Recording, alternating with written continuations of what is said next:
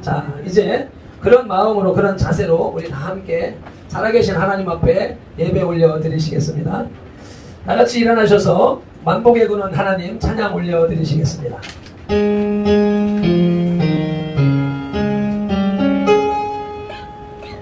만복의 구는 하나님 두 손 높이 드시고요. 온 백성 찬송 드리고 저 천사여 찬송하세. 찬송 성부 성가 성령 아멘. 여호와는 나의 빛이요 나의 구원이시니 내가 누구를 두려워하리요. 여호와는 내 생명의 능력이시니 내가 누구를 무서워하리요.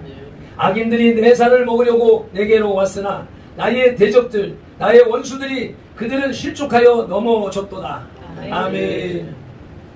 오늘도 연약하고 미약한 우리들을 향하여서 악한 마귀 사탄이 공산주의의 망령이 우리를 공격하고 특별히 교회를 집중적으로 공격하고 있는 이때에도 우리가 두려워하지 않을 것은 여호와 하나님이 우리의 편에 계시고 아멘. 우리를 도우시고 지키시기 때문에 우리가 누구를 두려워하리요 누구를 무서워하리요.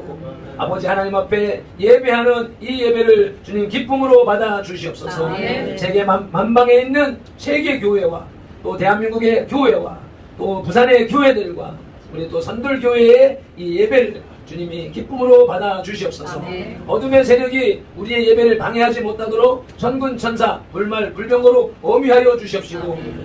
방역법 점검한다고 구청이나 보건소나 중간에 들어와서 예배 방해하지 못하도록 성령의 불로 화영검으로 범위하여 주시옵소서. 아멘. 한 사람도 구경꾼이 없게 하시고 아멘. 병든 데로 왔다 병 가지고 가지 말게 하시고 아멘. 미련함 가지고 왔다 미련함 가지고 돌아가지 말게 하시고 아멘. 우울함과 슬픔과 정신병을 가지고 왔다 그대로 돌아가지 말게 하시고 아멘. 이곳에 다 쏟아놓고 털어놓고 고침받고 새 생명 받아 돌아갈 수 있도록 주님 역사하여 주시옵소서. 아멘. 예배의 시동을 성령 하나님께 의탁하오며 예수 그리스도 이름으로 기도드리옵나이다. 아멘. 아멘.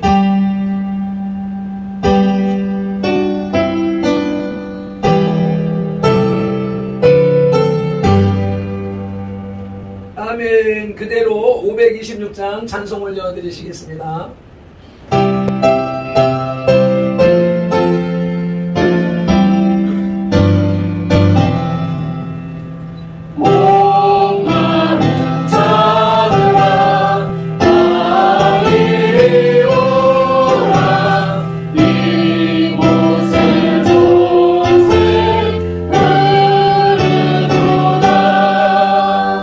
예수 보내 주님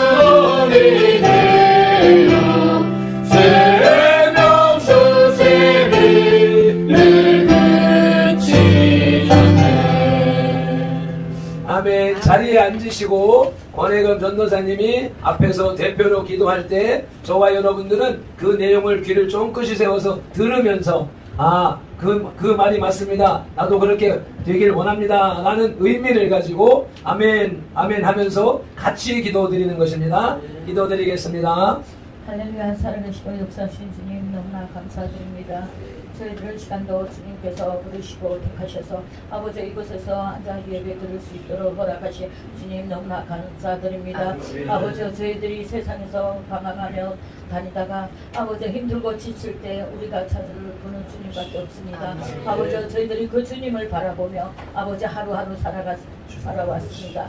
저희들의 그 마음과 중심을 보시고 아버지 저희들 이 시간에 주님 앞에 예배 드릴 때 정말 신령과 진정으로 하나님께 드려지는 예배가 되게 하여 주시옵소서. 아버지 저희들을 또 목사님 강단에서 말씀 전하실 때 우리 하나님께서 그 말씀 주실 때 저희들이 아멘으로 하답하며 그 말씀대로 살아갈 수 있도록 우리 하나님께서 강건하게 붙들어 주시옵소서. 아버지 그 목사님 말씀에서 나오는 아버지 그 생명의 말씀 저희들이 깊이 받아들일 수 있도록 우리 하나님께서 함께 좀 있습니다. 아버지 이 나라의 민족을 붙들어 주시고 아버지 저희들이 이 나라의 민족을 아버지 날마다 주님 기도합니다. 아버지 저희들의 기도를 들으시고 아버지 저희들을 축복하여 주시옵소서. 아버지 그리고 이 지역에 있는 모든 아버지 사람들 주님께서 인도하시옵소서. 아버지 저희들이 그들에게 복음을 전할 수 있도록 하나님께서 모든 여건과 모든 것을 허락하시고 아버지 전도할 자도 붙여주시고 아버지 같이 일할 자도 붙여주실 줄 믿습니다. 우리 가족들 집에 두고 온 가족들도 주님께서 지켜주시옵소서.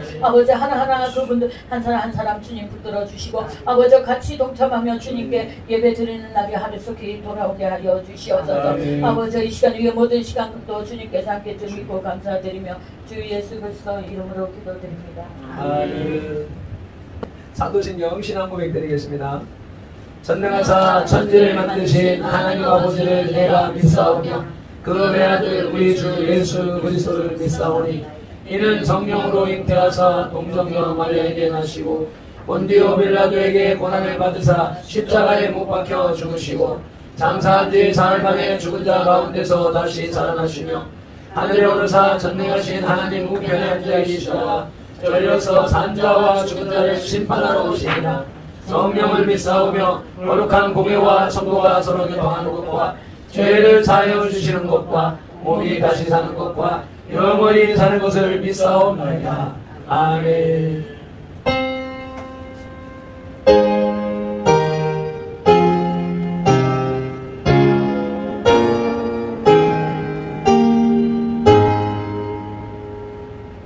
아멘. 예, 다같이 요한복음 1장 29절로부터 34절 말씀, 오늘 우리에게 주시는 말씀을 이쁜 목소리로 또막 함께 봉독해 올리겠습니다. 자, 될 수 있으면 자기 눈으로 보고 입으로 소리내면서 자기 귀로 들으면서 폰에 지각을 집중해가지고 이해하고자 깨닫고자 하는 마음으로 읽어 나갈 때 살아계신 하나님의 말씀이 깨달아지고 이해가 되어지고 믿어지고 치료되는 역사가 일어나는 것입니다.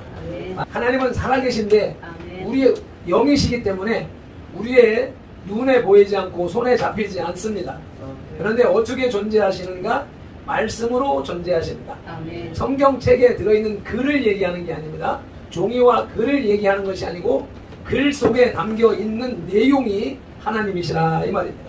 그래서 종이에 있는 것을 그대로 눈으로만 보고 있으면 그 종이 속에 있는 글로 남아있지만 우리가 그 글을 보면서 내 입술로 소리를 낼 때 그 말씀이 살아서 내게 들어오고 내게 들어온 그 말씀이 내 머리에서 이해가 되어지고 깨달아지면서 아하 이게 하나님의 뜻이구나 그럼 내가 이렇게 살아야지 하고 그렇게 행동하게 되면 그 약속된 말씀이 우리의 삶 속에 나타나게 되는 것입니다.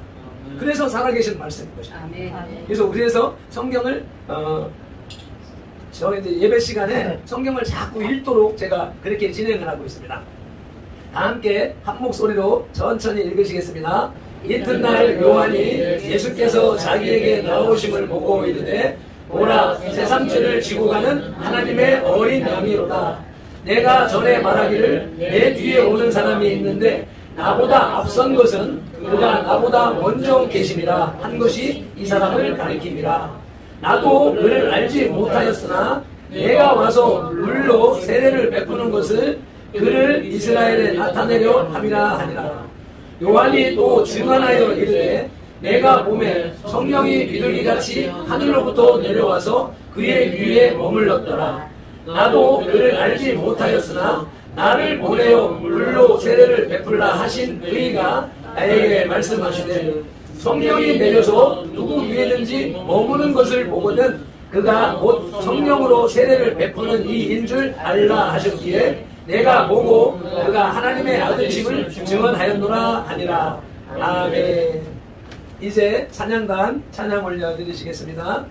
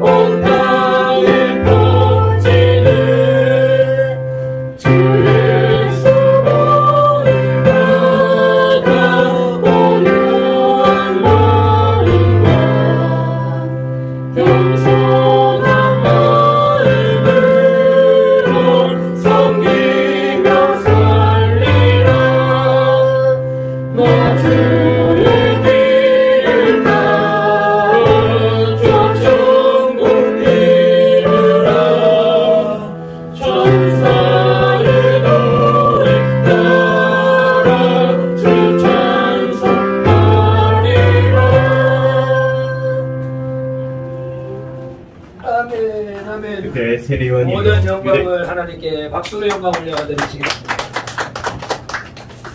그러면은 이제 설교 시간입니까? 맞죠? 이게 아까 내가 주보에 기도 후에 신앙고백, 사도신경 내가 그걸 쳐다보고 있으면서 아무것도 안 하고 정신이 나가가지고 뭐 하고 있습니다. 그게 뭐야? 영향력이에요. 영향력. 악한 영이 들어오면은 그런 일들이 벌어지고 있는 거예요. 그래서 엄청 강한 것이 와서 우리 예배를 방해하고 있다는 사실인 것입니다. 할매 며칠 빠진 거예요? 며칠 빠진 거예요? 잘 살았어요? 재밌었어요? 안 오니까 기분 좋지요. 뭐 목사 애를 달달 못하고 못 가라니까. 이거 주의하지. 그리고 우리 그 엊그제 최성호 목사 방문한 그 동영상 올려놓은 거 다 보셨습니까? 유튜브에다가 썼나 어디다 썼나 한번 보시고서 은혜되는 것들이 있으면 댓글을 올려주라 그랬는데 네, 여러분도 그 메시지를 좀 들으시길 바라고 또 여러분들이 듣고 은혜 받는 걸 내가 보면서 내가 못 느낀 것을 캐치하지 못한 것을 볼 수도 있고 그런 상황입니다. 혹시 저기 우리 김동호 형제님 그 해리 리하고 그 거기 보고 합니까? 답장 안 옵니까? 제가 보기에는 그 사람 영어 쓰는 거 보니까 네. 낫더라고요. 아 그러니까. 제가 보기에는 좀 아닌 같은 생각이 들던데. 그래서 이제 우리가 제가 이제 그걸 경계를 했는데 우리 보니까 사모에게 톡으로 개인 그 밴드 카톡 있잖아요. 밴드 대화창 있잖아요. 그 창으로 사모하고 오는데 문법을 보니까 이게 번역기 돌린 거라. 번역기를 돌려가지고 해놓은 거라. 그 사람도 한글을 모르는 거라. 그리고 부산에 있는 게 아니고 레바논에 있대. 레바논에. 부산에서 태어났는데 5살 때 부모하고 어머니가 한국 사람이고 그 남편이 미군이었는가 봐. 5살 때 미국 갔는데 6년 만에 11살 때 부모가 다 죽었대. 그래가지고 혼자서 기독교 고아원에서 살다가 나와서 38년 동안 지금 군인으로 있는데 현재로는 평화유지군으로 레바논에서 6년째 근무를 하고 있는데 유엔군 네. 몰라 하여튼 뭐든지 하여튼 그렇게 뭐 써 있으니까 유엔군 그러니까 유엔군 평화유지군이겠지. 그래서 거기 있는 중인데 그 톡이 보내고 난 일주일 이내에 은퇴한다 그러니까 제대하는 모양이죠. 제대하고 난 후에는 부산에 와서 살고 싶다 하는 게 소원인가 그 사람의 소원. 자기는 군인이고 마구 하다 보니까 부산 한국에는 한 번도 못 와봤네. 그리고 이제 어머니의 나라에 와서 살고 싶다라고 하는 그런 저기를 하고 그래서 이제 우리는 처음에 제가 이제 의심을 했던 것처럼 의심을 했으니까 우리는 밴드 우리가 저 같은 경우에서는 외부 사람이 신청 들어와도 허용을 안 하거든요.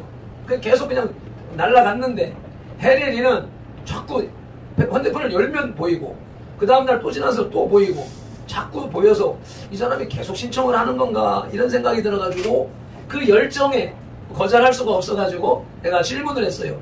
여기는 작은 교회입니다. 예수를 믿습니까? 이렇게 질문을 했더니 6개월 전에 개종했습니다 라고 문자가 왔는 거야. 그래서 6개월 전에 개종이라고 이런 말을 쓰니까 그리고서는 그 그림이 올라오는 게 가톨릭 성화가 올라오고 그래서 이 사람이 무슨 이단의 사람인가 가톨릭인가 가톨릭에서 기독교를 개종을 했는가 이런 생각들을 했었었는데 그래서 이제 계속 그 사모는 뭐라 대응할 줄도 모르고 대응할 수도 없고 안 하고 그래 내가 이제 그걸 보니까 아니 자꾸 그 사람이 올리는 것만 보는 것이 아니라 질문을 해서 대화를 해서 그 사람을 정체를 밝혀내라 그렇게 했더니 누굽니까 어디 삽니까 이렇게 하니까 그때 나오는 것이 레바논이라 그래. 부산 사람도 아니고 부산에서 태어나니까 저희가 이름을 쓸 때 이제 부산이라고 하는 걸 써놓으니까 우리가 볼 때는 부산에 있는 사람인 줄 알았단 말이죠. 그럼 먼저 저 지구 반대편에 있는 사람하고 카톡을 주고받고 하면서 그래서 누굽니까 뭐합니까 이렇게 물어보니까 이 사람이 이제 편지가 오는 것이 당신의 사생활에 침범을 했다면 미안합니다. 용서해 주세요. 기분 나쁘지 않기를 바랍니다. 이렇게 하는 미안한 마음으로 겸손한 마음으로 문자가 오더라고. 그래서 쭉 그러면서 뒤에 쭉 자기 생활을 딱 밝힌 걸 보니까 우리가 오해했구나. 그래가지고 내가 대신 편지를 썼어요. 나는 오해를 했었다. 이단 선교사인가 이런 생각을 했었는데 알고 보니까 당신이 대한민국의 아픔이다. 우리가 기도하고 하니까 우리 또 금요일날 낮에 그랬어. 우리 금요일날 당신을 위해서 사모가 우리 교회니까 당신을 위해서 기도하겠습니다. 이러니까 그 기도가 절실히 필요합니다. 라고 바로 답장이 왔었더라고 사모한테. 그러니까 자기를 위해서 기도해 주겠다니까 그쪽에서 마음에 감동이 있었는가 싶기도 하고 그래서 이제 금요일날 낮에 내가 그 문자를 보면서 이제 자세하게 설명을 해주면서 그리고 우리가 금요일날 여기는 시간이 지금 밤 8시인데 우리가 잠시 후에 10시부터 새벽 4시까지 철야 기도할 거다. 그때 너를 위해서 해리를 위해서 우리가 기도해 주겠다. 이렇게 하고 이제 문자를 보냈는데 그 다음부터 확인을 못했어요. 네, 보니까 하여튼 의도하지 않은 가운데에서 이렇게 만남이, 희한한 만남이 그렇게 SNS를 통하여서도 만나시는 모습을 보면서 무슨 일이 이게 이제 어떤 무슨 일이 하나님이 진행을 하시는가 하는 생각도 하게 되고, 또 그리고 이제 엊그제 최성원 목사가 우리가 지난 화요일 날 철야를 하면서 갔더니 두 번째 갔더니 두 번째 가니까 그분의 마음이 더 열리면서 그전에 축복의 메시지가 계속 나오는 거예요. 그러면서 이제 위로에 기도하면서, 그 사람은 우리의 사생을 모르잖아요. 우리의 사정을 모르고 사생을 모르는데 기도하면서 주님이 주시는 말씀, 감동, 이것을 이제 전달을 하는 거예요. 전달하는 것이 이제 오랫동안 잘 참았다, 수고했다, 내가 이제 열어주리라, 이제 사용하리라, 이렇게 하면서 축복의 메시지가 오니까 저 사람도 본인도 그 말씀을 전달해주면서 자기도 좋은 거예요.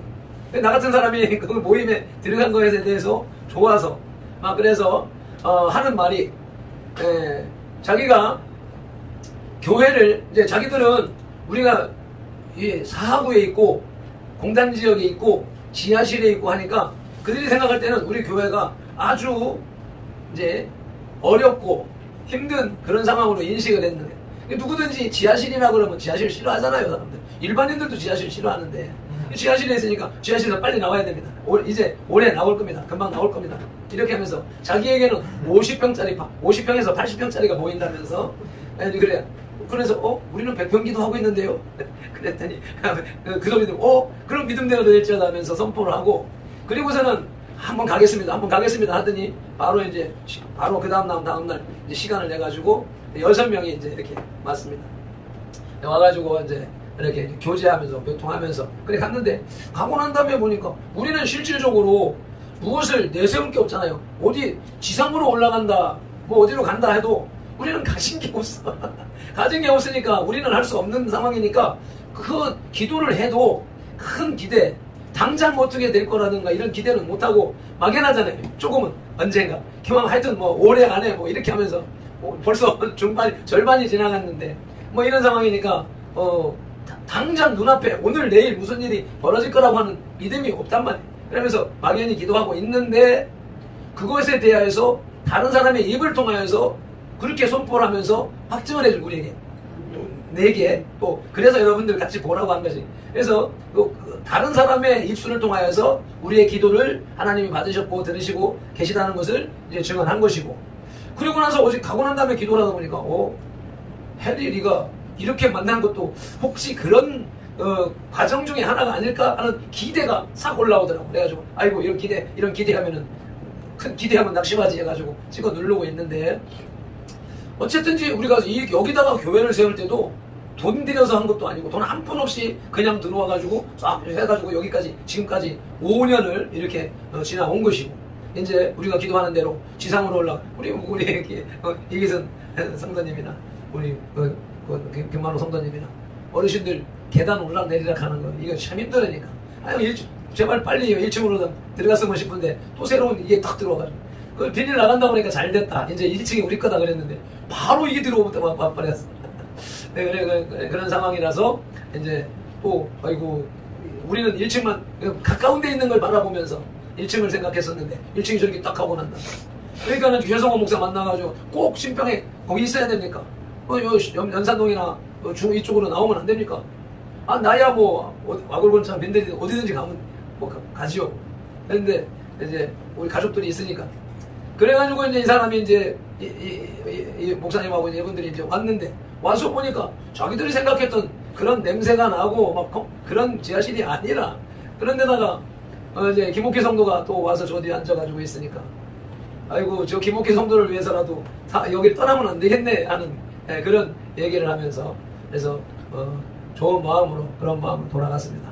그게 이제 지난 주간의 이제 상황이고, 이제 오늘 우리가 하나님의 말씀을 들어야 될 텐데, 지금 방금 읽은 본문 말씀을 볼 것 같으면 요한이 예수께서 자기에게 나오심을 보고 이르되 이전에 이튿날 하루 전에 무슨 일이 있었나요? 세례 요한은 구약의 마지막 선지자입니다.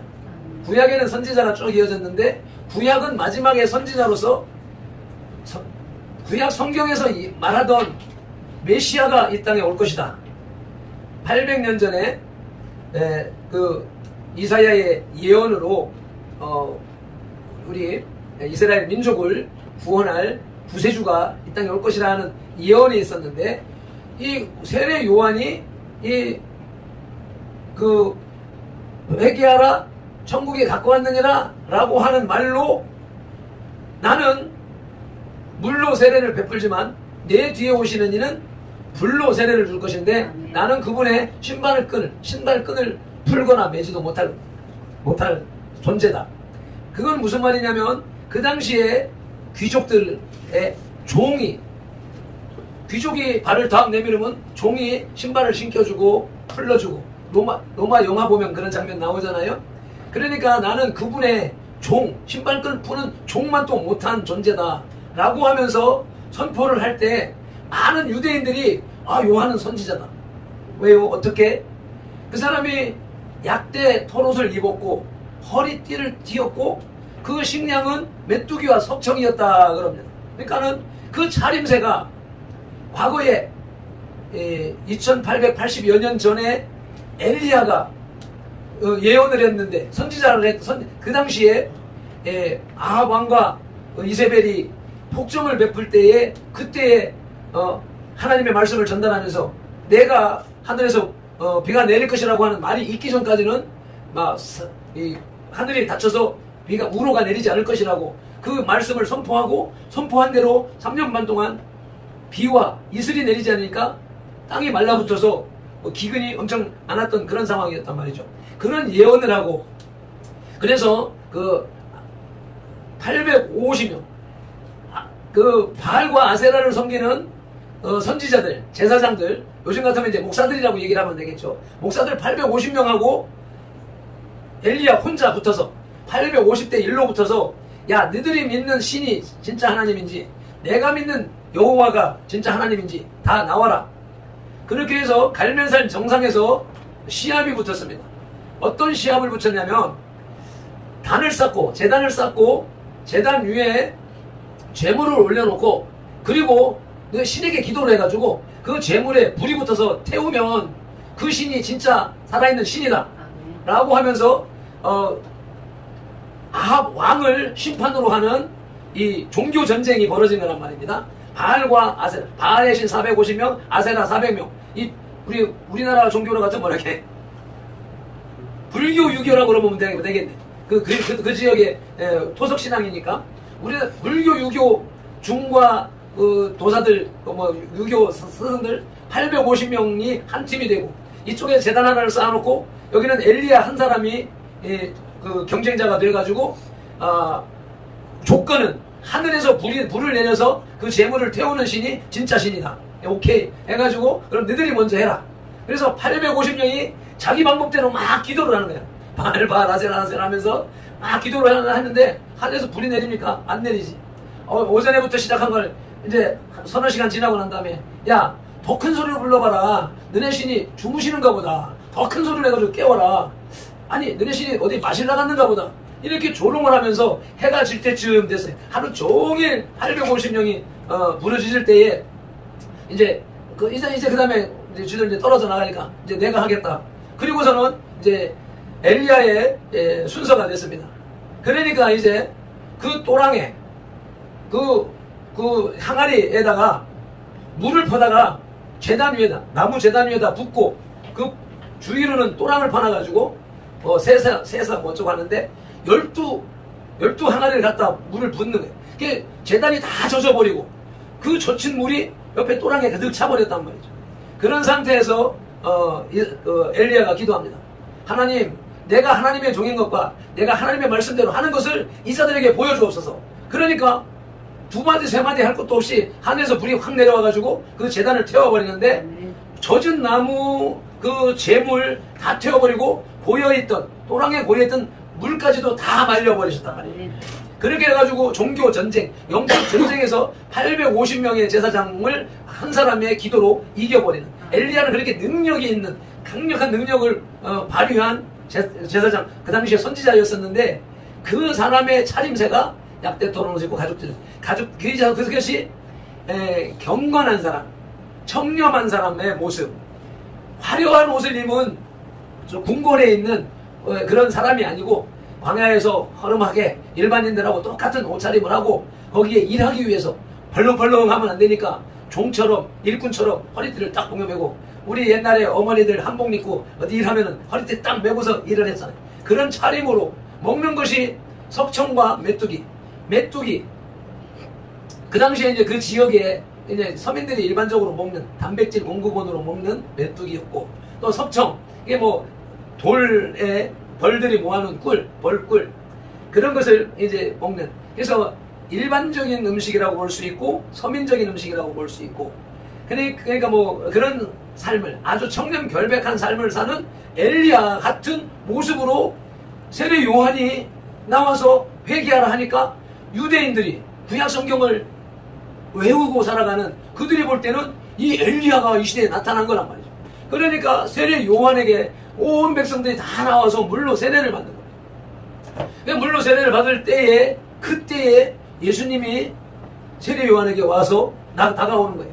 그러니까 세례 요한이 이분은 자기가 세례를 줄 그런 분이 아니라, 그래서 하는 말이, 아니 제가 당신에게 세례를 받아야 되는데 당신이 내게 오십니까? 라고 질문을 할 때 말씀대로 하나님의 뜻대로 계속 진행해라 해가지고 세례 요한이 예수님을 물에 복 잠갔다가 나오도록 하는 세례를 진행을 했는데, 예수님의 물속에 들어갔다가 물에서 딱 올라올 때 하늘에서 성령이 비둘기같이 싹 내려서 예수님이 내리면서 하늘에서 음성이 들리기를, 이 사람은 내 사랑하는 아들이요 나의 기뻐하는 자다 라고 하는 음성이 하늘에서 들려오는 거예요. 그래서 세례 요한이 하나님의 보내신 구세주라는 것을 세례 요한은 알았던 것이죠. 그래서 그런 상황에 있을 때에 예수님의 제자들이 안드레와 그 형제들, 두 형제가 예수님에게 가고, 그러니까 당시에 유대교적으로 선지자 노릇을 할 때에 그 제자들이 많이 모이게 되잖아요. 그런데 이 예수님께서 세례를 받으면서 요한이 이분이 메시아인 것을 알고 난 다음에 이제 예수님의 제자들이 예수님이 그 세례를 받고 난 후로 이제 사역을 시작하시는 거잖아요. 세례 요한이 3장 2절에서 회개하라 천국이 가까웠느니라 라고 선포하고 이제 세례를 받고, 그 다음에 이제 사장에 가서 금식을 하신 다음에 이제 또 4장 7절에 가서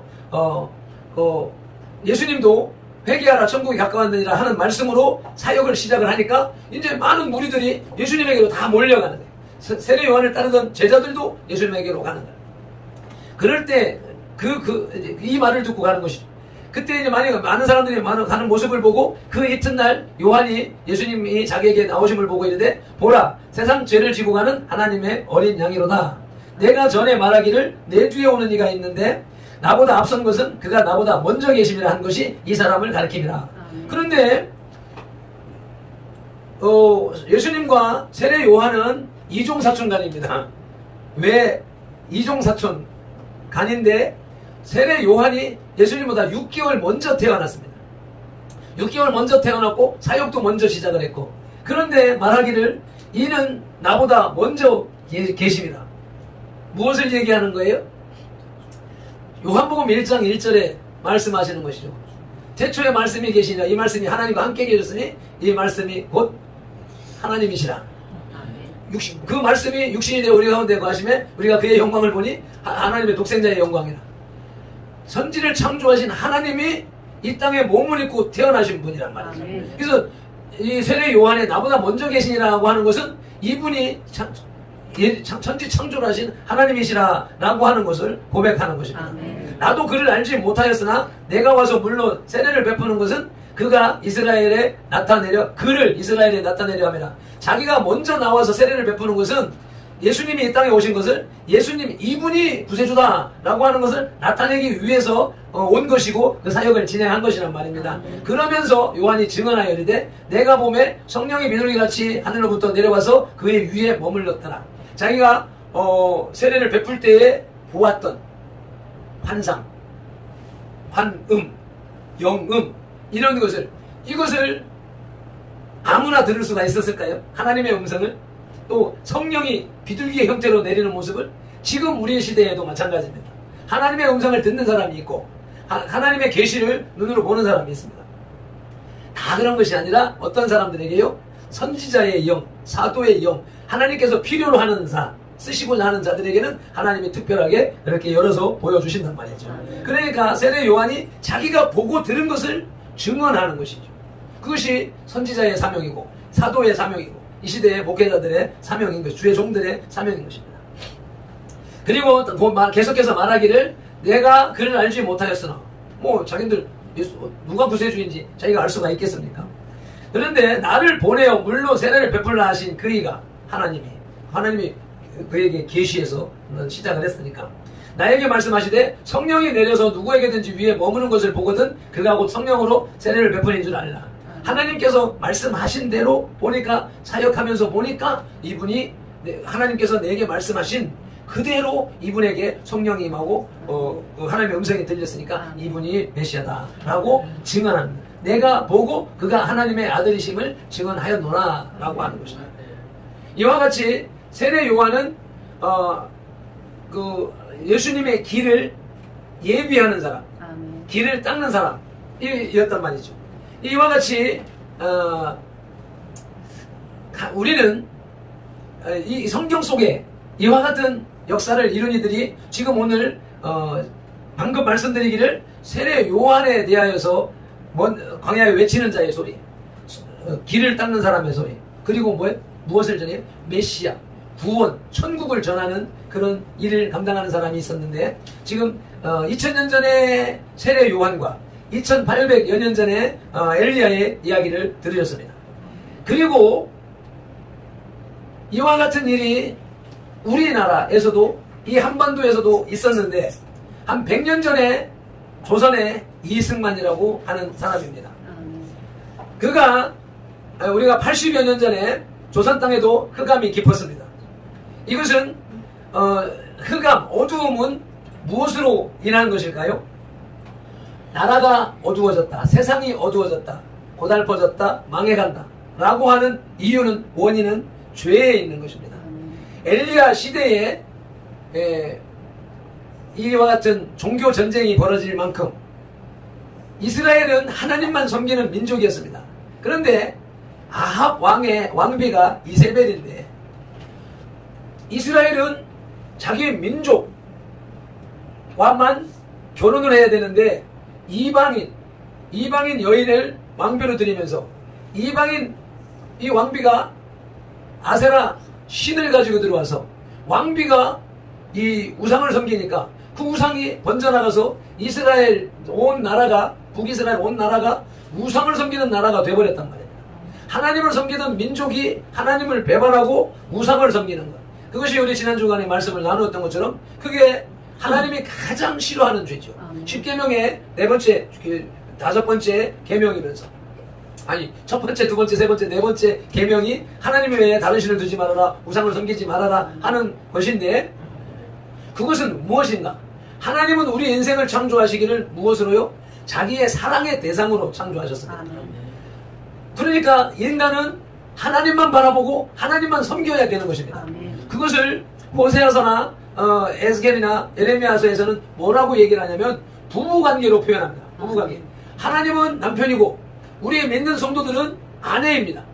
부부처럼 사랑을 해야 되는데, 아내가 남편을 놔두고 다른 신을 섬겨, 다른 남자를 바람을 피는 거라고 하는 것이죠. 다른 우상을 섬기는 것을 이와 같이 남녀관계로 표현을 하여서 바람 피는 것이라고 생각을 하기 때문에, 만약에 여러분의 아내가, 여러분의 남편이 바람을 피면 어떻게 할 거예요?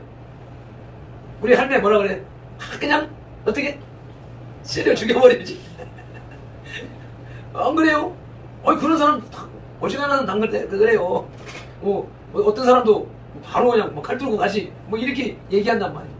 그것처럼 이스라엘 백성들이 하나님만 섬겨야 되는데 하나님을 배반하고 우상을 섬기니까 하나님이 진노하셔서 그곳에 재앙이 임하게 되는 것이고, 그러면서 하나님이 어지간한 죄를 짓는다고 바로바로 징계를 하실 것 같으면 저와 여러분들은 세상에 살 수가 없습니다. 근데 하나님은 인자하시고 자비가 많으시고 은혜가 충만하셔서 바로 벌하시지 않고 기다리십니다. 돌아오길, 회개하고 돌아오길 기다리고 계신단 말이죠.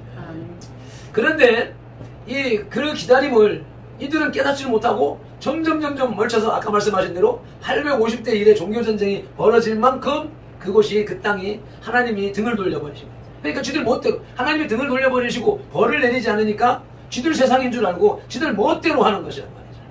이것이 그때나 지금이나 마찬가지입니다. 그래서 죄가 세상을 어둡게 만들어버려요. 하나님의 관심을 끊어버리게 만들고, 하나님의 빛이신 하나님의 은혜가 비추어져야 되는데 그 빛이 돌아서 버리니까 어둠의 세상이 돼버린 것이란 말이죠. 그래서 그것을 해결하기 위해서 작은 빛이지만 850대 1이지만 작은 빛이지만 그 빛의 사자인 엘리야가 전쟁을 치러서 이길 수 있었다는 것입니다. 왜요? 어둠은 깊을수록 빛이 더 반하게 되죠. 효과를 내게 되죠. 엘리야는 한 사람의 촛불로 볼 것 같으면 850개의 불이 있고 촛불 하나가 있다고 볼 때 850개의 불과 이걸로 볼 때는 미약하지만, 예? 이쪽에가 850명 있어도 불이 하나도 없고 불 하나만 있으니까 요 불이 강력하게 드러나는 거 아닙니까? 그래서 그들을 이겨버리는 것이죠. 죄로 인하여서 어두워진 세상에 저 엘리야 한 사람의 빛이 850명을 이겼던 것처럼 이 시대가 850명 같은 악한 세상이 되었을지라도 저와 여러분들이 촛불 하나처럼 작은 빛이지만 우리가 많은 빛을 비추면 이 세상을 살릴 수 있다는 것입니다. 그래서 세상은 이와 같이 죄악으로 인해서 어두워지는 것이고, 그 어둠이 깊어졌을 때에 빛을 비추는 한 사람이 나서서 세상을 구원했다 이 말입니다. 그것이 우리 이제 대한민국 땅에서도 벌어졌는데, 그것이 100여 년 전에 출생하신 이승만 이라고 하는 사람이, 그가 빛을 발하는데, 그가 빛을 발하는 시기가 지금으로부터 80여 년 전인 일제의 대한민국이 절딱 망해서 일제의 압박 속에 있을 그 시기에, 그 고난의 시기에 이승만이 나타난 것이고, 이승만은 조선시대의 그 폭정과 포갑, 가난하고 찌드는 이 왕정, 그 왕정과 그로 인하여서 백성들이 가난하고 고달픈 삶을 사는 모습을 보면서, 야, 이래가지고는 이 국민들이, 백성들이 바로 살 수가 없다 싶어서 반역을 도모하다가 그것이 발각나서 감옥에 들어가서 한성 감옥에서 사형을 기다리고 있었습니다. 그 사형을 기다리고 있는 그에게 영어 성경책이, 선교사들이 갖다 준 성경책, 여러분들 우리 어렸을 때 손바닥만한 기도원 해가지고 성경책 많이 나눠졌죠. 학교에서 길거리에서. 우리는 처음에는 그걸 가지고 접했죠. 그와 같은 성경책을 이승만은 영어를 배우기 위해서 그 성경책을 읽었는데, 감옥에서 성경책을 읽던 중에 성령의 불을 받아서, 하나님을 만나고 성령의 불을 받아서 거기서 스스로 기독교인이 된 거예요. 누가 가르친 것도 아니고 성경책을 스스로 읽어서. 그래서 말씀이 하나님이라고 하는 겁니다. 성경을 많이 읽으면 하나님을 만날 수 있는 겁니다.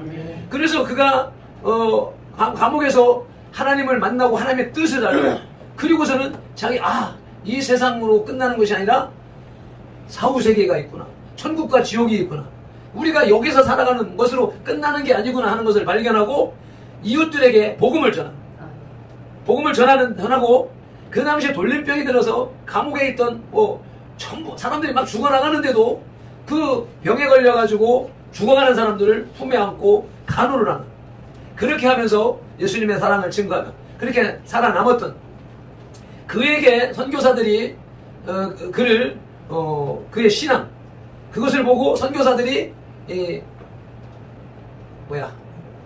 청원을 올리는 건 뭐예요? 상소를 올리고 막 이렇게 해서 그를 이제 석방을 시키고, 그래서 목사를 만들기 위해서 선교사들이 그 선교비를 가지고 이승만을 미국으로 보내서 미국에서 목사 공부를 하도록 해서, 여기에 이제 내가 이걸 써놨지만 내가 어디 있는지 찾는 게 시간이 걸려. 그래서 미국에 가서 아이비 리그, 미국 북동부에 있는 8개의 명문 대학교를 말하는데, 하버드, 예일, 프린스턴, 뭐 여러 가지 그래서 그런 아이베리그 대학에서 신학을 공부하던 중에 보니 이 신학을 하면 일부 기독교인들, 백성이라고 해야 되죠. 백성들 중에 일부 믿는 사람들만 살릴 수 있지, 조선 땅의 백성들을 다 살리기 위해서는 목사를 해서 되는 것이 아니라 정치를 해야 되겠구나 해가지고 정치로 본공부를 바꾸어서 짧은 시간 안에 동양 최초로 정치학 박사가 되는 것입니다. 그리고 그가 이제 독립운동을 하면서 독립 후에 이제 한국에 들어와서 이제 대한민국을 건국하는 건국 대통령이 됐는데, 이때에도 마찬가지로 조선시대 말기가 흑암이 확 덮인 때였는데, 우리나라 뿌리가 어떻게 됩니까? 우리는 역사를 반만년이라고 보잖아요. 반만년이라고 보는 것이 단군의 4천 몇백 년 그 기간을 보면서 우리의 나라가 단군 신화를 가지고 있죠. 단군이 어떤 사람입니까? 하늘에서 내려온 환웅과 불 속에서 100일 동안 쑥과 마늘을 먹으면서 견디는 자는 사람으로 만들게 태어나게 해주겠다 하는 약속을 믿고, 호랑이와 곰이 100일 동안 불 속에서 마늘을 먹으면서 기도를 하다가 호랑이는 견디지 못하여 중간에 포기를 하고, 곰은 끝까지 견뎌서 여자가 됐다, 웅녀가 됐다. 그래서 하늘에서 내려온 환웅과 웅녀가 결혼해서 낳은 아들이 환인이고, 그 환인이 나라를 세웠는데 그것이 고조선이다. 이게 단군 신화잖아요. 그래서 우리 기독인들도, 우리 기독교가 들어와서 나 외에 다른 신을 섬기지 말아라 하는 말씀을 문자적으로 이해하다 보니까 모든 종교를 다 그렇게 우상으로 보았고, 그러면서 우리 민족의 원 뿌리조차도 이 단군 신화를 그대로 받아들이는 바람에 단군도 우상이다 이렇게 하면서 그래 지났는데, 그것이 문제가 발생한 것은 1970년 누구야? 단군교를 만들어낸, 지금 이름 생각 안 나는데, 단군교가 문제가 되어버린 것이란 말이죠. 그래서 우리는 이 신화라고 하는 것은 그 당시에 살고 있던 사람들의 습성과 정신, 이러한 것들을 꾸며서 더 호화롭게, 더 신비하게 만들어가는 것이 신화의 개념인 것이거든요. 그러니까 그런 신화의 개념으로 볼 때에 실제 그 문자를 보는 것이 아니라 그 내용을 보게 되면, 대한민국은, 아니 고조선은 누가 세웠어? 하늘에서 내려온 하나님의 아들, 그 하나님의 아들과 이 인내하고 끈기 있는 웅녀, 그러니까 그것이 한 사람으로 인식을 하게 되는데, 과거에 예전에 부족국가 시절이나 그런 시절에 자기 부족을 다 뭘로 표시했습니까? 대부분 동물로 표시를 했단 말이에요. 어떤 데는 사자, 어떤 데는 호랑이, 어떤 데는 독수리, 자기 부족의 기질을 그렇게 표현을 했단 말이에요. 그러니까 우리 민족이 곰처럼 끈기가 있고 힘이 있고 그런 민족이었다라고 하는 것을 얘기하는 겁니다. 그래서 하늘에서 내려온 하나님의 아들과 우리 민족이 하나가 되어서 나라를 세운 것이 단군 조선이라고 하는 그것이, 그 신화가 그렇게 이어져 온 것인데, 그것을 그렇게 내려와서 결국은 이 고조선이라고 하는 우리 한민족은 하나님의 특별한 부르심이 있는 나라라고 하는 것입니다. 그런데 어떻게 됐습니까? 그럴 때에 고조선 발해 저 대륙을 중원을 휘어잡고 한문을 그 문자를 만들고, 좀 누굽니까? 진시황이 동이족 아닙니까? 이쪽 한반도 우리 족속이란 말이죠.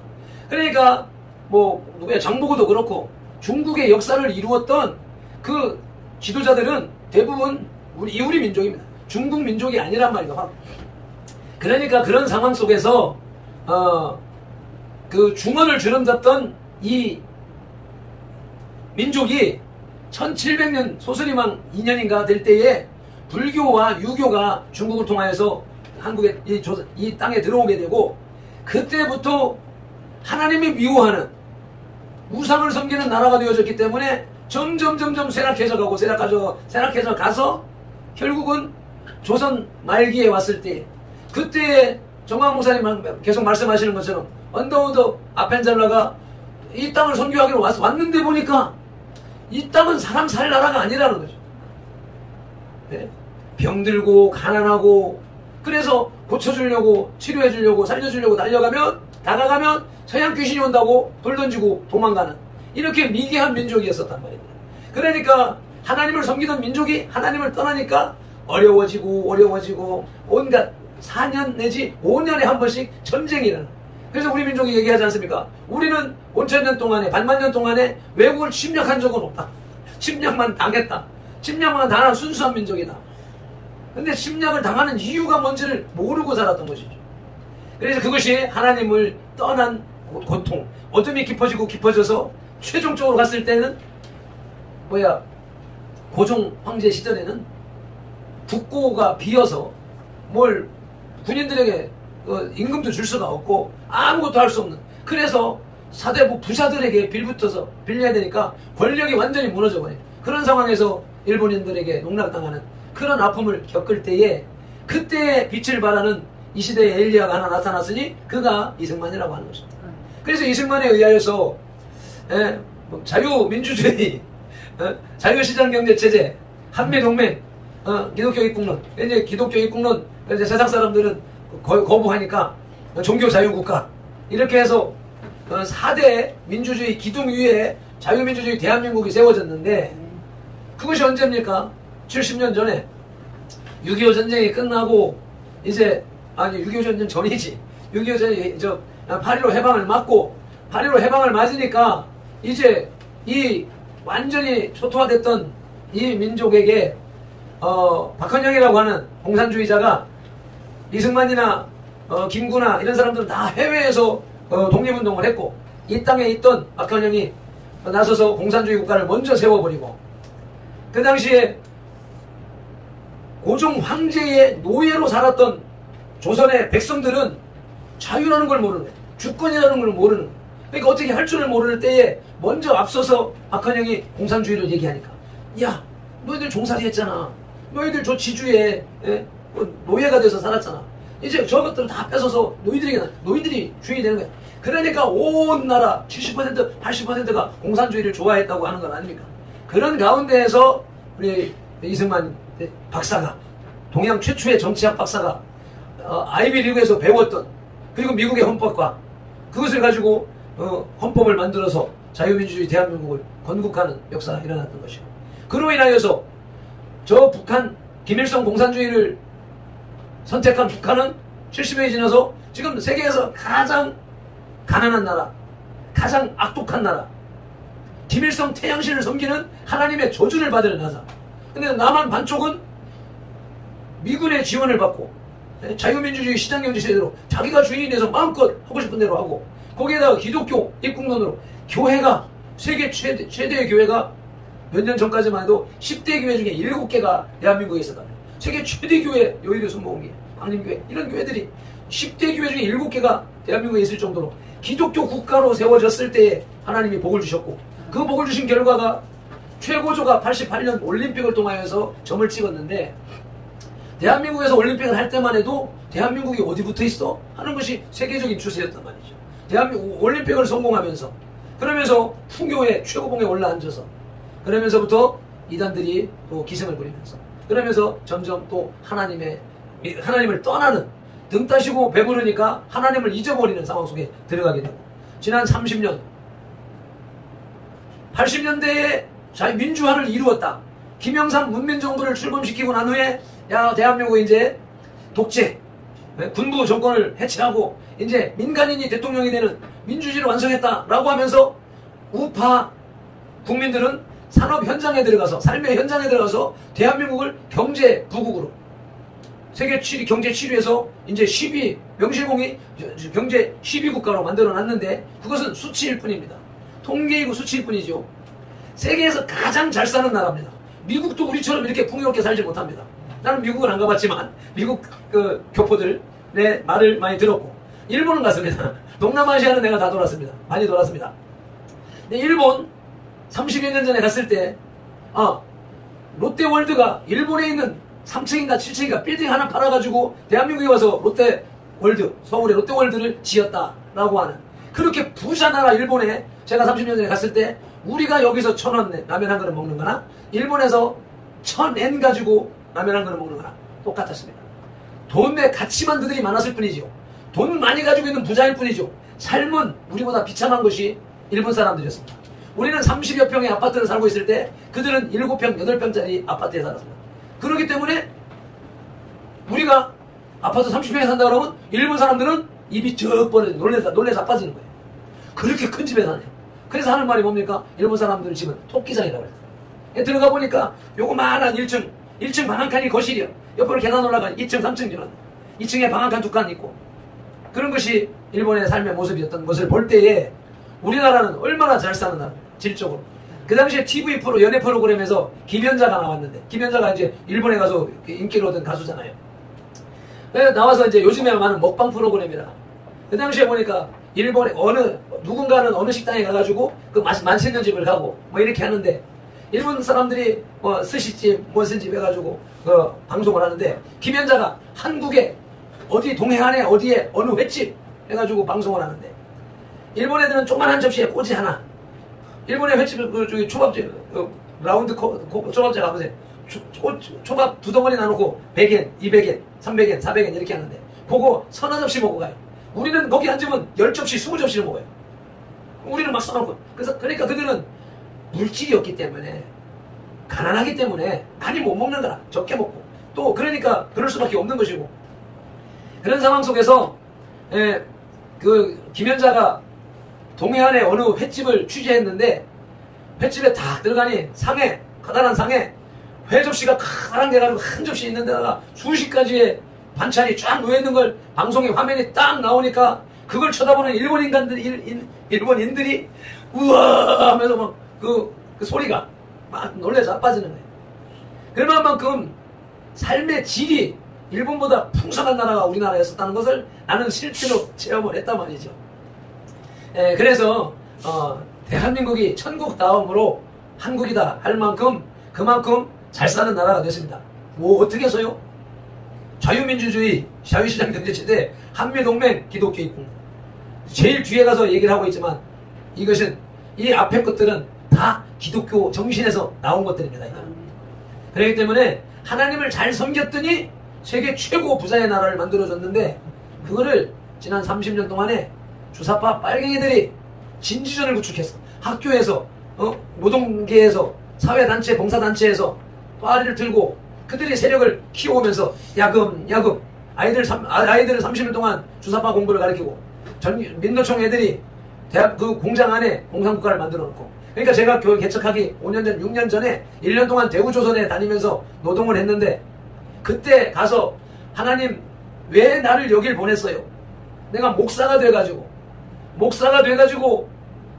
옛날 동료들 뒤를 따라가면서 허리가 아프고 다리 관절이 아프고 심장병, 고혈압이 오고, 그런 상황에서 그 사람 뒤를 억지로 쫓아가면서 나보다 10년이나 나이 먹은, 10여 년, 15살 더 먹은, 죽었다가 살아난 사람도 듬성듬성 걸어서 잘 가는데 그 뒤를 낑낑거리고 따라가면서 하늘 향하여서 하나님 왜 날 여길 보냈어요? 목사가 돼가지고 개가 먹었던 것을 토해낸 곳으로 돌아가고, 돼지가 씻었다가 쥐 누웠던 것에 돌아간 것처럼 내가 옛날 이런 하나님이라고는 찾아볼 수 없는, 예수 믿는 사람 뭐 대화할 여가가 없으니까 노동하느라고 고생하는 이렇게 왜 보냈어요? 그런데 그때는 몰랐습니다. 나중에 나와서 세상이 교회를 개척하고 보니까 세상이 망해가고, 박근혜가 탄핵당하고 주사파들이 난리를 칠 때 보니까, 앞에 저 건물을 지을 때 동네 사람들이 모여가지고 데모해가지고 3년 동안 저걸 짓지 못하게 하는 모습을 보면서 이게 공산주의구나. 그러니까 제가 대구조선소에서 일을 할 때 그곳에서 35년 전에 중국 땅에 있는 모습이 대한민국 대구조선소 안에서 벌어지고 있는 것을 내 두 눈으로 목격을 했단 말입니다. 35년인지 7년 전에 중국 땅에 가서 내가 눈으로 보았던 모습이 대한민국 땅에서 와 있었고, 그것이 교회를 개척하고 나 보니까 그곳에만 있는 게, 대우조선, 대형 대기업의 노조들 그런 데만 있는 것이 아니라 이 동네의 사람들의 민심 속에서도 야 건물 하나 지으면 동네 사람들이 다 모여가지고 으쌰으쌰 데모하고 현수막 갖다 불고 먼지 나서 못 살겠다, 시끄러워서 못 살겠다 데모해야 되는 거야. 뭐 하려고? 돈 뜯어먹으려고. 우리 최 실장이 그 일을 하면서 전국을 돌아다녔기 때문에 그 속사정을 나가는 거예요. 이게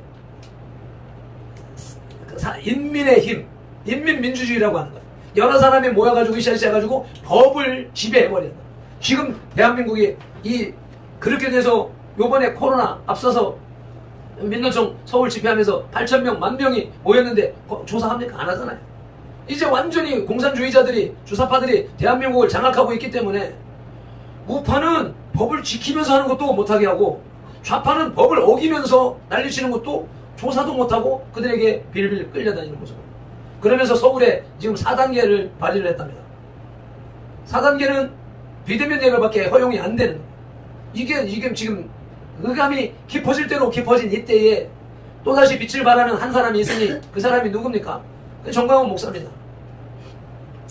정광훈 목사도 역시 마찬가지로 어렸을 때 고등학교 때부터 예수를 믿되 종교적으로 믿은 것이 아니라 하나님의 성령을 받아서 성령을 사모해서 학교 가는 것을 마다하고 부흥회를 쫓아다니고 학교 공부보다는 하나님의 말씀을 듣는 것이 성령 충만한 것이 그래서 쫓아다니다가 결국은 성령을 받았기 때문에 그래서 그는 신학교를 다니면서도 신학교 교수들이 가르치는 것을 정광훈 목사가 어렸을 때 성적표를 내놓으면서 나는 공부 못했다 그렇게 말하니까 정광훈 목사님이 바보처럼 인식을 하는데 그게 아니고 세상 공부를 안 했다는 겁니다. 세상 공부를 안 하고 학교 공부를 안 하고 어떻게 공부를 했어요? 성령님이 가르쳐주는 공부를 했다는 겁니다. 그러니까 학교 점수는 안 나오는 것이고 그래서 어렸을 때는 공부를 안 하는 그런 사람이었지만 그런 사람이 성령을 받고 난 다음에 지혜로운 사람이 되어져서 신학교를 다니는데도 신학교 가니까 교수가 가르치는 내용이 저도 모르고 가르치고 있더라는 거예요. 자기는 성령님이 가르쳐 주셔가지고 성경을 읽으면 깨달아지고 신학서적을 읽으면 한 번만 읽으면 그것이 다 저장이 되고 깨달아지는데 나 같은 사람 저장이 안 돼요. 깨달아지질 않아요. 10번, 2번을 보고 3번을 보고 10번을 봐도 안 돼. 그래서 지금 고민을 하고 고통을 갖고 있었는데 요번에 그 은혜를 깨달았습니다. 왜요? 이것이 내 개인적으로 흑암의 깊은 상황에 있는 앞에 캄캄하고 보이지 않고 기억도 안 나고 성경 말씀도 생각 안 나고 적어놨던 것도 어디 있는지 찾아볼 수가 없고 분명히 듣긴 들었는데 기억 속에서는 안 나오고 기억 속에서 안 나오는 걸 성경을 찾아보려니까 기록된 걸 찾아보려니까 종이 꺼내고 넣고 하는 거 노트 뒤지고 하는 걸 어려워서 못하겠다. 아이고 필요 없다. 메모형부터 다 지워버리고 그래서 컴퓨터에서 저장한 걸 도도도도 두드려 가지고서 찾고 그랬는데 기호 졸음이 내 1테라바이트 그 외장하드를 바닥에 뚝 떨어뜨려 가지고 싹 날아가 버렸네. 십수년 모아놓은 기독교 자료 신학 자료가 다 날아가 버렸어. 그 떨어질 때 하나님이 버리시는구나 하는 걸 깨달았어. 옛날 같았으면 이놈의 새끼가 조심 안 하고 하면서 고함질렀을 텐데 그것을 깨달아서 하나님이 버리시는구나. 그리고서 지금 버티고 있는. 그러면서 공부 안 합니다. 공부 안 해. 지난 1년 동안 바빴지요. 예배 드리는 것도 바쁘고 밖에 나가는 것도 바쁘니까. 그래서 안 하는데 왜 안 해요? 내가 배워서 내가 열심으로는 안 된다는 걸 깨달았기 때문에 내 힘으로는 안 된다는 걸 깨달았기 때문에 그래서 저는 정광훈 목사님처럼 그러니까 보니까 이 모습을 보니까 과거에 우리 신앙의 선배들 종교개혁을 일으키고 주석을 기록하고 역대 남는 신앙의 위인들은 다 어떻게 살았어요? 자기 힘으로 사는 게 아니라 성령의 능력을 받아서 살았던 사람들. 그래서 제가 옛날부터 그랬습니다. 오래전부터 나는 내 힘으로 나는 목사가 될 수 없는 인간이라고 생각을 했기 때문에 나 같은 것이 어떻게 목사가 됐는가 된 자체만 해도 기적이고 은혜다. 그런데 하면은 똑바로 해야 되는데 하면은 잘해야 되는데 그래서 노력도 해보고 공부도 해보지만 안 되는 걸 깨달았기 때문에 그래서 정광훈 목사님처럼 신앙의 선전들처럼 그러던 차에 애국운동을 하고 나가지만 그들은 나처럼 기도 안 해. 나처럼 사모 안 해. 그들은 이미 살 만큼 살아왔고 목회를 할 만큼 했고 그렇기 때문에 슬슬 해도 설교도 수십 년 했으니까 대충 설교해도 나보다 더 잘해. 그러니까 나는 어떻게 해야 돼? 나는 열심히 기도해야 되고 열심히 설교해야 되고 열심히 공부해야 되고 그런데 그 공부할 걸 놔두고 나가가지고 하니까 그들은 그렇게 해도 되는데 나는 거기 할 사람이 못 된다. 그래서 나는 공부해야 되는데 말씀 준비해야 되는데 말씀 읽어야 되는데 기도해야 되는데 그렇게 안타까운 마음을 가지고 있다가 그만둬야지 하고 끌려오다가 이제 그 최성호 목사를 만나면서 최성호 목사가 그렇게 7년 기도해가지고 말씀이 주시는 대로 그냥 성경나니까 지금 오늘도 마찬가지입니다. 오늘 원고 안 보잖아요. 기억 속에 주신 것을, 내 안에 주신 것을 가지고 지금 설교를 하고 있는 것이죠. 이것이 꿈꾸고 계획하던 것을 이제 때가 됐다라고 생각을 하면서 이제 진행을 할 때 또 최성호 목사를 만났기에 그 교회 가서 2번 함께 차례를 하면서 같이 기도를 했기에 또 그들이 우리 교회에 와서 함께 기도를 했기에 무슨 일이 벌어졌어요? 그들 속에 있는 성령이 내게 들어오셨다. 그들이 우리 교회에 와서 성령을 전이하고 갔습니다. 이것이 영의 세계라고 하는 것이죠. 그래서 이 시대에 쓰임받는 정광훈 목사님이 쓰임받고 있는 것처럼 이제 우리는 어떻게 해야 돼요? 말씀처럼 2800년 전에 엘리야, 2000년 전에 세례 요한, 100년 전에 이승만, 현재 정광훈. 그럼 우리는 어떻게 해야 돼요? 젊은이들은 이 다음 세대의 엘리야 같은, 세례 요한 같은, 이승만 같은, 정광훈 같은 그런 신앙인, 사역자, 메신저, 선지자가 되어야 된다는 것이고, 지금 우리들, 이 시대를 살아가는 우리들은 각 지역에서, 나는 신평이니까, 부산이니까, 여기에서, 이 지역에서 선지자 노릇을 해야 된다 이거야. 여러분들은 여러분의 가정에서, 여러분의 직장에서 선지자 노릇을 해야 된다. 그 선지자가 뭐예요? 광야에 외치는 자. 그 외치는 자 내용이 뭡니까? 이제 설교 끝, 이제 한 1달락으로 끝나야 되겠네. 외치는 자의 소리. 외치는 자, 광야에 외치는 자가 있었었고, 외치는 자의 소리는 보라, 하나님의 어린 양 이로다. 예수 그리스도를 증거하는 것이죠. 아멘. 저와 여러분들은 삶 속에서 예수 그리스도가 하나님이시다. 아멘. 그분은 살아계시다. 아멘. 우리의 삶 속에 역사하셨다. 아멘. 그것을 증거해야 되는데 증거는 증인, 증언은 누가 하는 거예요? 본 사람이, 경험한 사람이 증언하는 것입니다. 아멘. 남의 말을 듣고 전달하는 것이 아니라 자기가 예수님을 만나고 자기가 성령의 충만함을 받고 성령의 불세례를 받고 성령의 충만함을 받고 기적을 경험하고 난 다음에 야, 내가 예수 믿었더니 이런 일이 벌어졌어. 야, 하나님 진짜 살아계시네? 이게 증인인 것입니다. 저와 여러분들은 이 시대의 증인이 돼야 됩니다.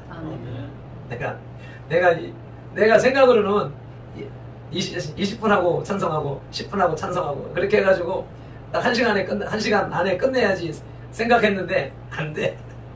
근데 밤새도록 막 말씀이 막 저기 되는데 내가 그 주시는 거하고 내가 기록해가지고 전달하는 그 요령이 아직 안 생겨가지고 이제 그렇게 하겠습니다. 그래서 그 뭐야 요단락에서 무슨 찬송을 해야 줍니다. 주십 저기 그건 나중에 어린 양의 열리신비로 찬송 한번 하고 기도하고 죽도록 마치겠습니다. 광고는 광고 주고 3주 하시면 됩니다.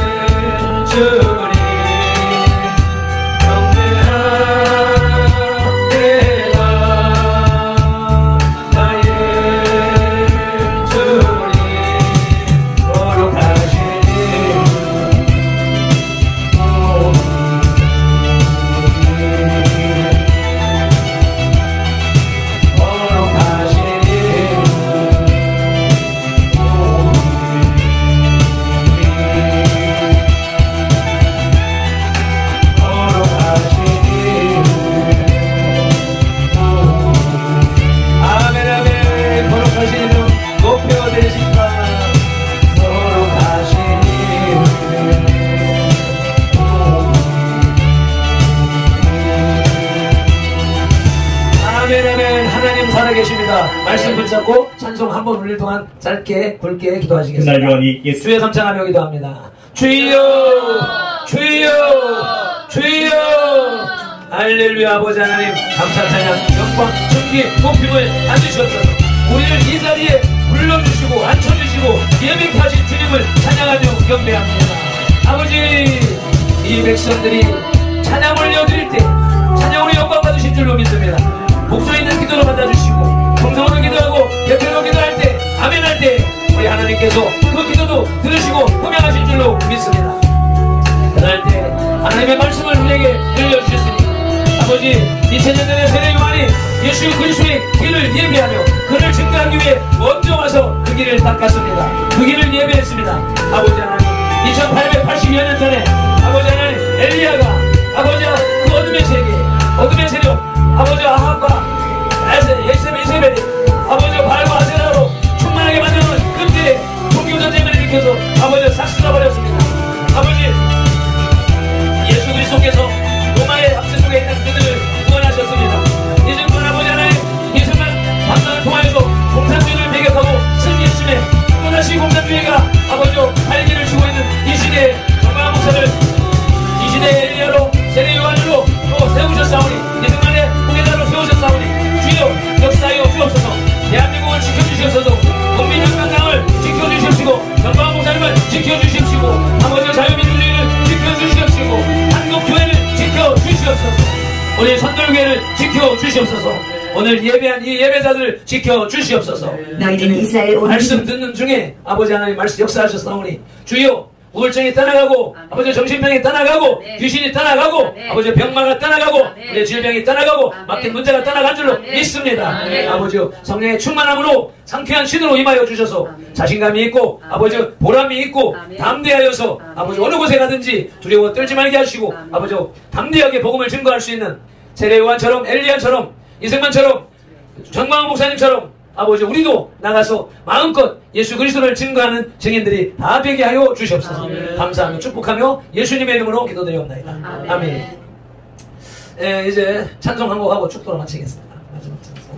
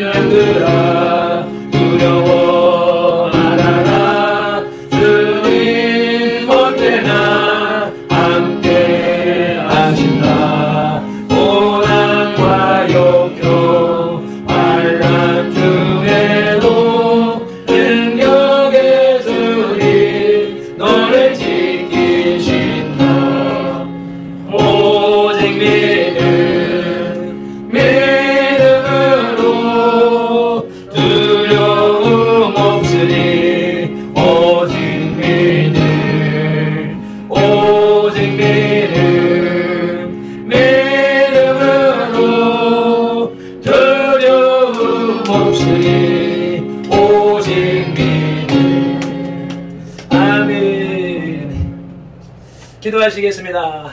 할렐루야.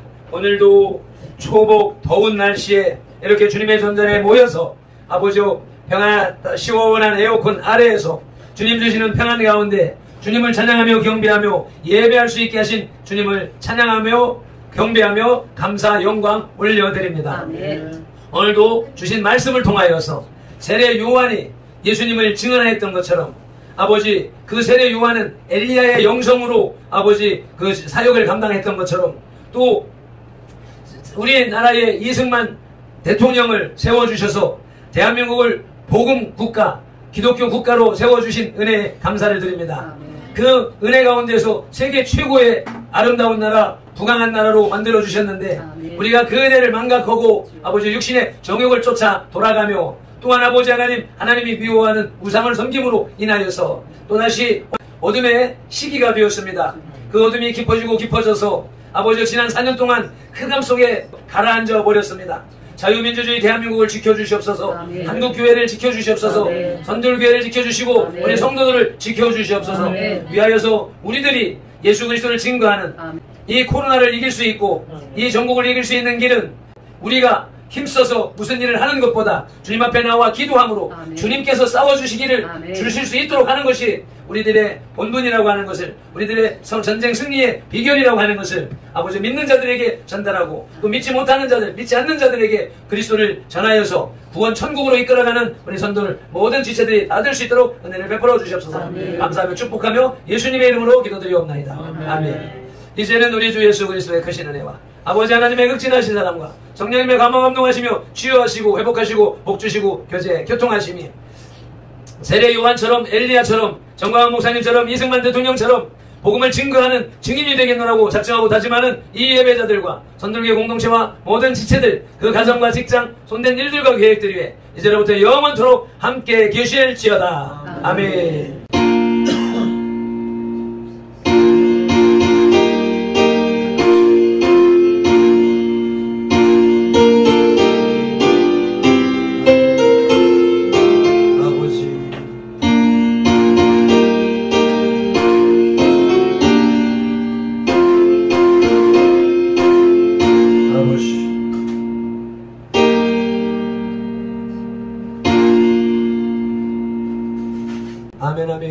모든 영광 하나님께. 할렐루야. 네, 치료받고 축복받았습니다. 축복받았습니다. 성공했어? 큰 소리로. 치료받고 축복받았습니다. 아멘. 진짜 치료받았네. 한 시간 동안 꼭 잡고 하고 앉아있어. 할렐루야. 이게 하나님의 역사하심이 나타나지. 더 강하게 나타나지.